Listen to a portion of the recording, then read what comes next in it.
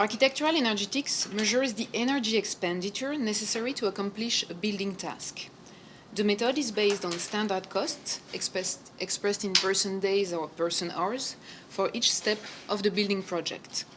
These standard costs are applied to the volumes of materials of the edifices being studied, and the law defining the labor time necessary for their construction. So to give an example, we know that assembling rubble walls takes about 7.85 person-hours per cubic meter. So erecting the rubble walls from building BY at Psira, which are about like 32 cubic meters, will take one person about 251 hours. The first energetic approaches of the built environment were undertaken during the 19th century and the early 20th century. Most of them focused on Meso and South American civilizations and aimed at correlating the magnitude of construction and definite stages of socio-political organization. In other words, it was believed that if one can assess the labor invested into architectural projects, one can also assess the power of the state or of the ruler. However, it's only from the late 60s and 70s onwards that scholars really started to assess architectural projects from a quantitative point of view. Diverse applications of the method were proposed, which explored themes like social differentiation and its distribution within the sites, or the impact of the construction of large-scale architectural complex or agricultural systems. We owe the most systematic application of architectural energetics to Elliot Abrams, who coined the term in his PhD in 1984. And Abrams' interest lies in the relationship between architecture and socio-political development in the Maya and, in more recent papers, in the Aztec civilizations. Architectural energetics were applied to a wide array of societies, and if we move closer to our area of interest, it is quite striking to see how quantified assessments of past Mediterranean architectural projects have been blooming. Some have a demonstrative value, allowing the reconstruction of ancient cultural contexts, and I think notably of the work of Webster in Sardinia, where he questioned the feudal or hierarchical organization of the island in the late Bronze Age on the basis of the labor cost of the nuraghi. Other applications have a more illustrative value, and I'm thinking notably of what John McEnroe did in his book in 2012 and 10, where he illustrates his discussion on neo-palatial architecture by giving the cost of the South House and one of the buildings at Psira. A large part of my own research on architectural energetics applied to Minoan Crete was devoted to the elaboration of a detailed corpus of standard costs that best fitted the technical aspects of neo-palatial architecture. This necessitated reviewing a literature which can be organized into three broad categories. First, the observations of workers employing pre-mechanical techniques. Second, specialized works intended for architects and engineers. And third, the reports of international institutions or local initiatives promoting architectural or agricultural projects in developing countries. In addition, a series of publications dealing with the history of the techniques were used to complement and to refine the data. So you have here an example of standard cost for building in mud brick, but I evaluated such standard costs for procurement, transport, manufacture, and assembling of rubble walls, mud brick, ashlar, megalithic and pseudo-ashlar walls, as well for leveling by digging and filling, and for ceiling and roof construction. I only estimated the standard costs of the tasks necessary for the completion of the building shell. The finishing was not taken into account because the data related to architectural decorations are very often poorly preserved, and their incorporation would have distorted the comparison between the buildings. So these standard costs were applied to 23 neo-palatial buildings, which were ranging from very simple houses to a palace, the Palace of Gouna. Although the costs are standard and they are then common to the buildings in a way, they were adapted to each case study. And that's a very important aspect of architectural energetics, because if the standard costs were applied uniformly to the buildings in the sample without taking into account their specificities, the approach would just be a volumetric estimation of the remains, and I wanted to avoid that. So I took into account the properties of the materials being built, the loss of material during manufacture, the varying proportions of wall materials, and the possible reuse of material. So the results are originally calculated in hours per person, as you can see here, but to make them easier to understand, I translated them into working days of 8 hours. One can discuss, of course, the length of the working day. Some people suggest it's only 5 hours. Some people go up to 12. I went into 8 hours per day. So first, I want to build upon these results by focusing on the possibility to model them so as to compare the workforce necessary to erect each of these buildings with the workforce potentially available. For doing so, we need to define the duration of the building project. Ethnographical studies of agrarian societies generally consider an agricultural off-season of minimum 3 months, which corresponds to the dry season, during which people can devote time to non-agricultural activities, including building projects. This period is often considered as the maximum duration for the construction of domestic architecture, as the inhabitants need to be provided with a shelter before the dry season ends. So I decided to model the projects occurring in 90 days of 8 hours, in which case the first phase of each building project would have required the following number of of laborers. So I propose to compare this necessary workforce with the one potentially provided by the inhabitants of the buildings. For doing so, I estimate their potential number of inhabitants on the basis of a living surface of 10 square meters per individual. I then calculated the workforce potentially provided by these inhabitants by assuming the active participation of 33% of the population to the construction projects. 33% correspond to the adult males plus part of the adult females and some of the male teenagers. And the graph you can see here on the screen indicates the necessary workforce for the construction of the initial phase of each selected building in blue and the potentially available workforce in orange. So 3 broad categories can be distinguished. In the first, there is a concomitance, more or less, between the necessary and the available workforce. In the second, there is a more significant difference, while there is a very pronounced gap in the third case. The first group consists of buildings which are erected along quite simple building techniques. Most required little or no preparation of the terrain by leveling. They adapted to the local topography rather than they were adapting it for the sake of a more elaborate plan. Walls are made of rubble or mud bricks, and the ceilings and roof cover small surfaces which rarely need intermediary supports. To say it otherwise, the technical skills necessary for erecting such buildings indicate no need for specialized craftsmen. Energetically speaking, these are low-profile structures, the costs of which are consistent with them being built by their own inhabitants. In marked opposition with these houses are several buildings that were constructed at Knossos, most probably by a specialized manpower. Their outstanding costs are due to 3 variables. First, their size, that is the ground surface they cover and their vertical development on several floors. Second, the leveling works prior to their construction, which here allowed for a more elaborate plan free from topographical constraints. And finally, the materials which make up their walls. And indeed, the main incentive for the cost in these cases is Ashlar. And you can see here on this graph that it occupies the main part of the costs of the first phase of the South House. In a markedly different way from rubble and mud brick, Ashlar was quarried and cut by specialized craftsmen, I think. I had suggested in other publications, on the basis of Roman sources mentioning slaves and prisoners of wars being sent to work in the imperial quarries, that non-specialists could have extracted blocks under perhaps the supervision of some specialists. However, it rather seems that this workforce dealt with the clearing of the excavation debris or with similar trivial tasks. Modern stone cutters stress the high degree of technical skill necessary for accomplishing tasks connected to the production of ashlar. Jean-Claude Bessac, a stone cutter who became a researcher focusing on tool and extraction techniques, even states that after the age of 14, it is too late for someone to get the right moves and automatic reflexes that will make for a good stone cutter. If one considers again the comparison between the necessary and the available workforce, 3 buildings stand out as an intermediary category: the House of the Frescoes, the building of Climataria Manares, and the Villa at Achladia. All 3 indicate a gap between the necessary and available workforce that is significant, but not as marked as in the category I've discussed earlier.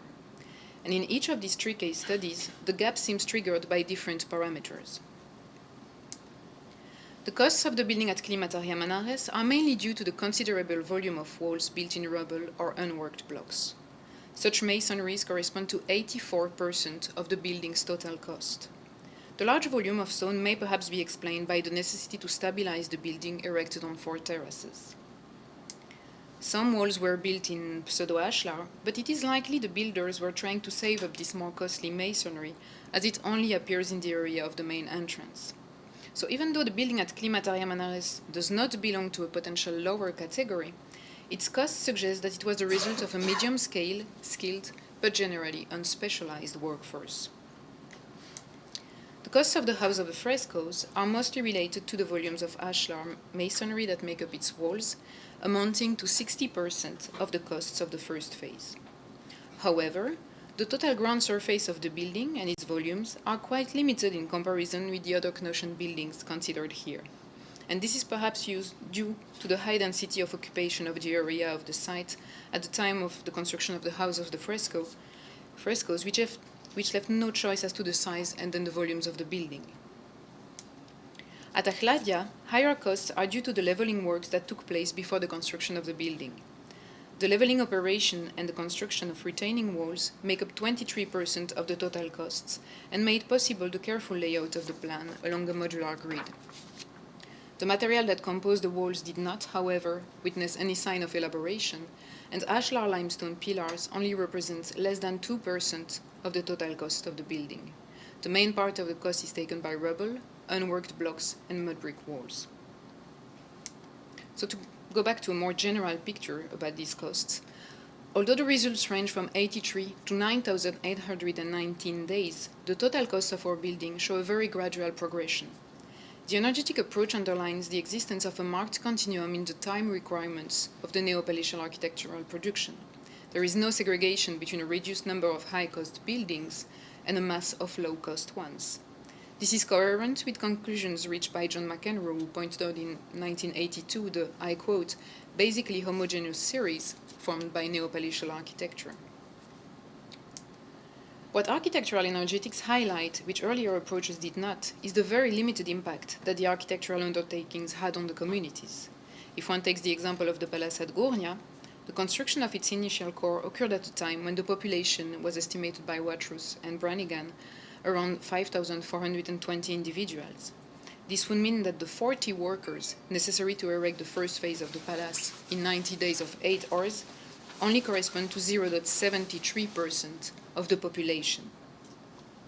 And to broaden a bit the view and put these results in comparison with another neighboring society, you see here Rodney's data for the tallest tombs of the Argolith. And it's interesting to see that the cost of the tallest tomb of Aegisthos match those all phases included this time of the palace at Gournia.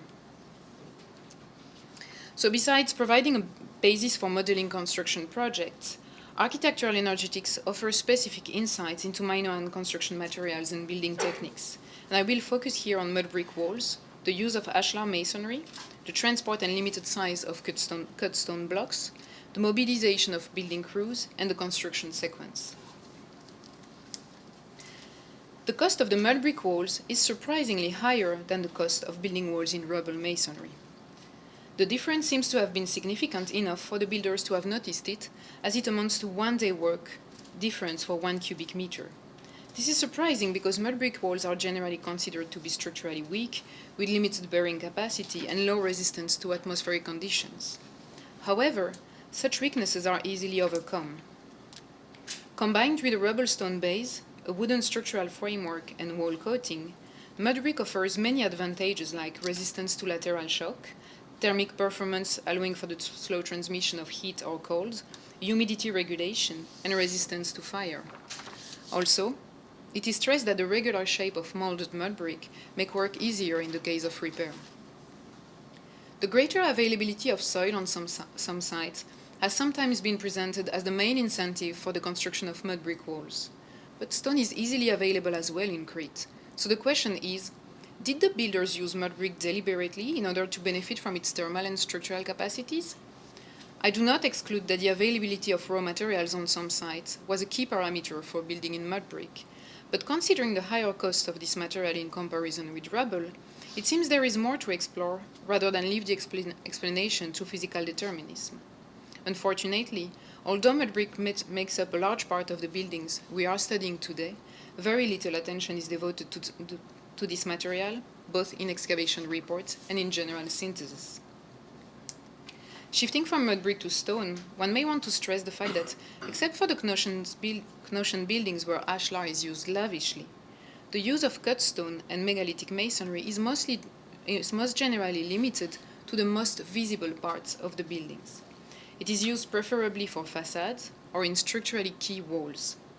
Earlier, I mentioned the pseudo-ashlar at Climataria Manares, which was limited to the walls of the main entrance, but there are many other examples, such as the Palisade Goona, where the ashlar is used in the west and south facade and in the central hall. To give another example, in several of the houses at Psira, megalithic and pseudo-isodomic masonries are used in visible or in structurally important walls. However, if ashlar was used sparingly in some cases, it was not limited exclusively to one category of building.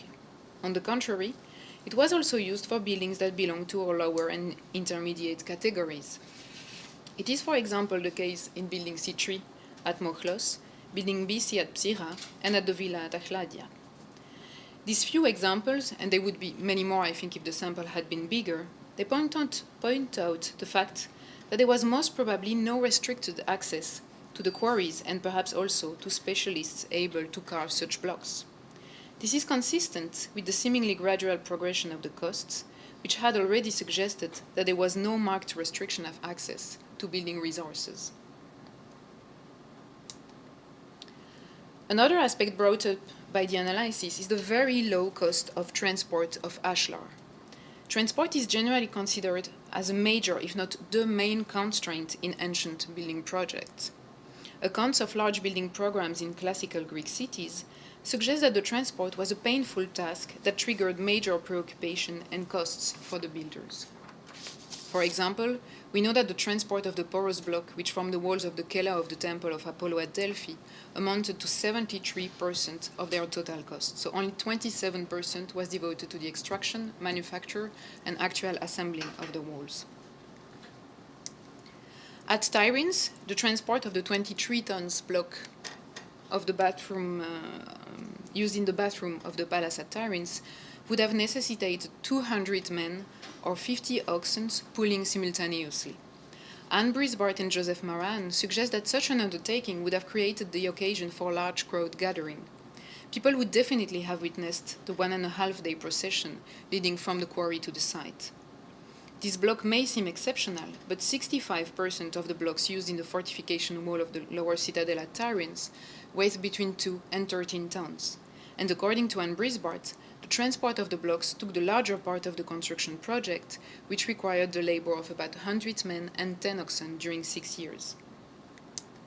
To take another example, the lintel blocks of several of the Tholos tombs at Mycenae also indicate the large working crews which may have been necessary for their transport. For example, for the Cyclopean tomb, Rodney has estimated that 51 people were necessary, and up to 368 in the case of the Lion tomb. If we look at the Minoan evidence, it seems doubtful that events such as the procession described for the bathroom slab at Tyrins ever occurred in Crete. Indeed, the blocks we are dealing with in Minoan Crete are of another magnitude. The weight of the ashlar blocks making up the facade of Building 5 at Palekastro rarely exceed 200 kilos. In order to increase the sample based on in situ measurements, the weight of 117 sandstone blocks in 7 walls of the west wing of the palace at Malia was estimated. As expected, the builders preferably used the larger blocks in the facade. But generally speaking, the blocks of the palace at Malia are much smaller than the impressive blocks of the Mycenaean examples I gave earlier. The graph you have here details the weight of these 117 blocks. 26% are less than 500 kilos, 71% are between 500 kilos and 2 tons, and only 4% are more than 2 tons. And these 3 categories are the categories created by Anne Brisbart for the lower citadel wall at Tyrins, and you can see that she has completely different proportion, with 10, 25, and 65% for each category. Another striking difference between the two is that at Malia, no block is heavier than 4 tons, while at Tyrins they go up to 13 tons. The local availability of the materials, and also in some cases the possibility of boat transport, made the task of Minoan builders very easy, or energetically speaking, less time requiring than on the Mycenaean mainland.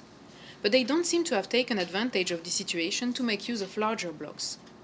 This limited size has consequences regarding the organization and scale of the building project, as there was no need to gather large crews to transport the blocks, as it was, for example, the case for the lower citadel wall at Tyrins and for the tolostomes of the Argolid. This might simply be due to aesthetic preference for smaller blocks and the desire to express monumentality in elaboration rather than sheer size, but the direct impact is that commissioners did not need to mobilize very large working crews. And again, this is in line with the reduced scale of the project and their limited impact on the communities. Regarding this mobilization of the working crews, I have suggested that many buildings in the sample could have been built by their own inhabitants, that is to say, by non-specialized building teams within a 3-month program. I had excluded from the comparison between necessary and available workforce the Palisade Goona, but how does this building fit in this pattern? The cost of the construction of the initial core of the building matched the costs of the houses built on the site. The walls are built of rubble, megalithic stone, and mud bricks. There is no excess or elaboration perceptible. And if one compares the average cost per ground surface of a Gournia house to that of the palace, the second is even lower than the first one. To tell it otherwise, the palace may very well have been built by a skilled but non-specialized member of the local population, and I stressed earlier how little it would have impacted on the community.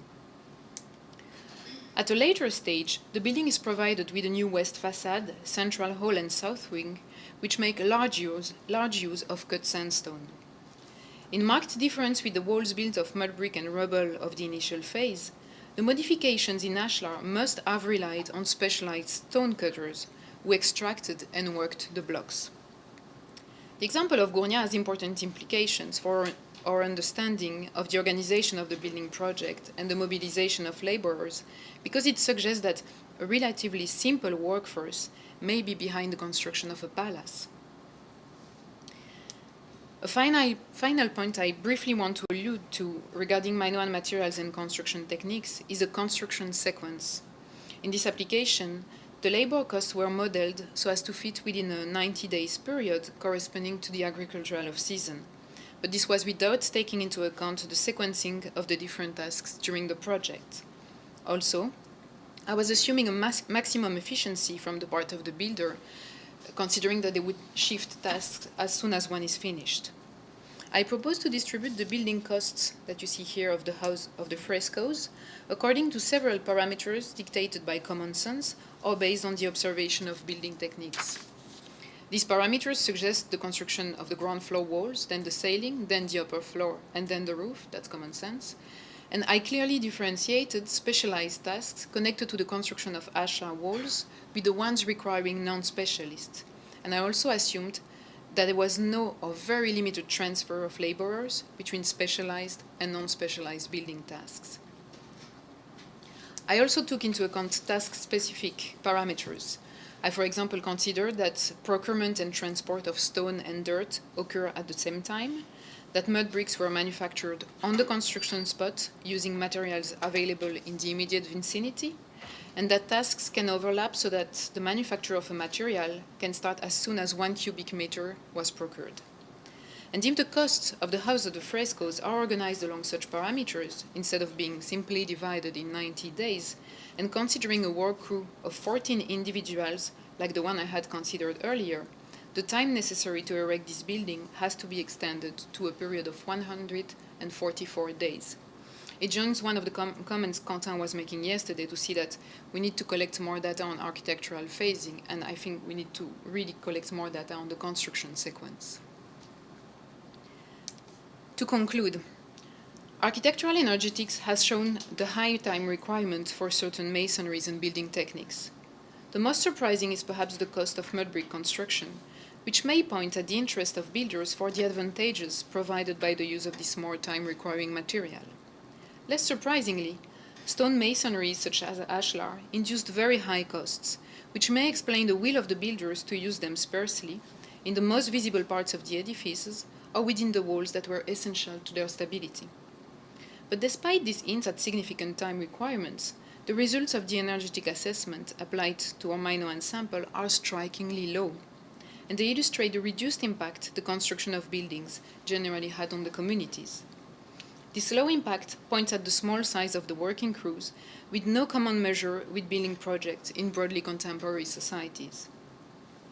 In marked difference with Near Eastern and Egyptian civilizations and, as growing evidence suggests, with the Mycenaean mainland, Minoan building projects required no complex organization and management of working crews. Thank you.